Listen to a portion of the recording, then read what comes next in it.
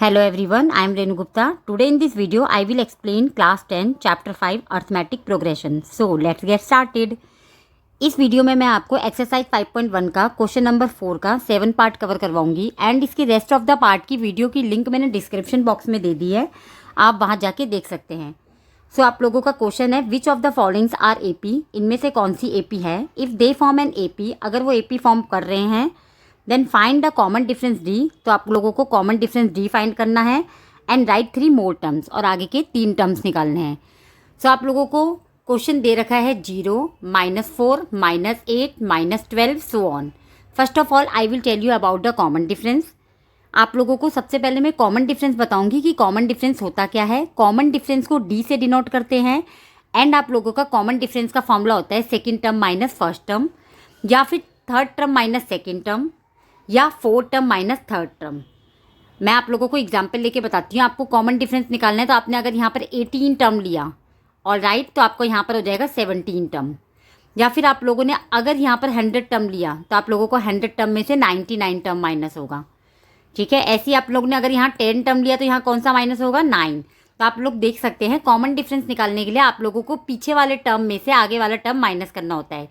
जैसे आप लोगों का पीछे पहले 18 है और राइट, फिर आप लोगों का 17 है. 17 18 है ना, तो 18 माइनस 17, तो पीछे वाले टर्म में से आगे वाला माइनस हुआ है. ऐसे ही आप लोगों का पहले 99 है फिर 100 है, तो आपने 100 में से 99 माइनस करा. ऐसे 10 minus 9.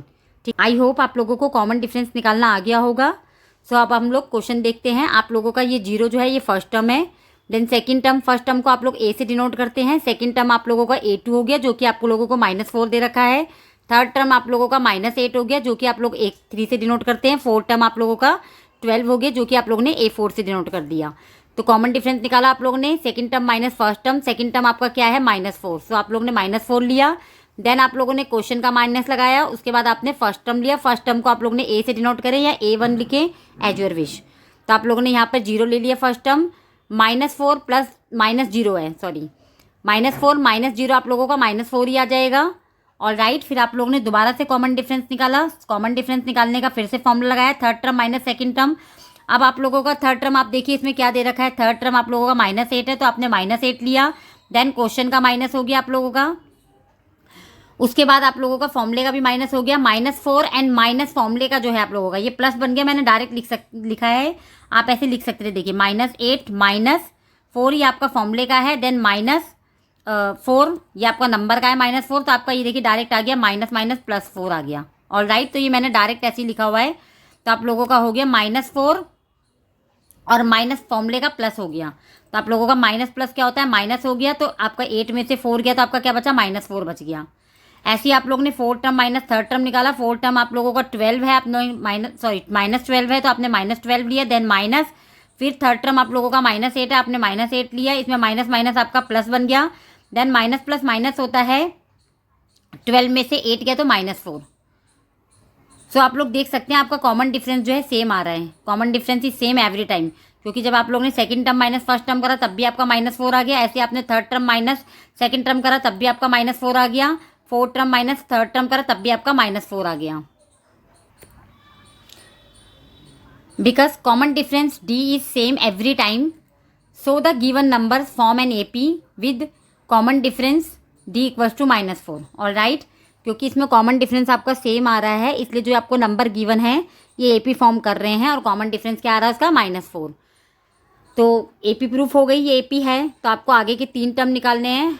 The next 3 terms are, fifth term निकालेंगे, सिक्स टर्म निकालेंगे एंड 7 टर्म निकालेंगे, क्योंकि 4 टर्म इसमें गिवन थे आपको क्वेश्चन में. First second third and fourth दे रखे थे. आपको 5 6 एंड 7 निकालने हैं. क्वेश्चन में मेंशन है आगे के 3 टर्म निकालने हैं. तो आपका फिफ्थ टर्म का फॉर्मूला हो जाएगा A+4D. ऐसी 6 टर्म का फॉर्मूला हो जाएगा A+5D. 7 टर्म का फॉर्मूला हो जाएगा A+6D. अब मैं आपको टर्म निकालना सिखा देती हूँ कि टर्म कैसे निकालते हैं. आपको मान लीजिए 17 टर्म निकालना है तो आप क्या लेंगे, A+16D. ऐसे आप लोगों को 19 टर्म निकालना है तो आप क्या लेंगे, A+18D. आपको 100 टर्म निकालना है तो क्या लेंगे आप लोग, A है ये. 100 टर्म निकालना है तो A+99D.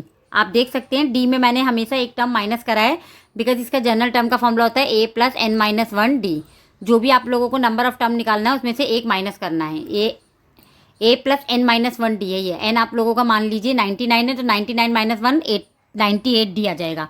ऐसी 25th है तो 25th माइनस 1 24D आ जाएगा। ऑल राइट, आई होप आप लोगों को टर्म निकालने आ गया होगा कि टर्म कैसे निकालते हैं।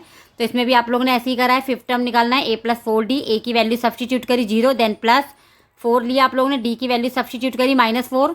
अब प्लस माइनस माइनस होता है, 4 4 16 हो गया, 16 में आप लोग 0 प्लस या माइनस कुछ भी करेंगे तो आपका वही नंबर आ जाएगा।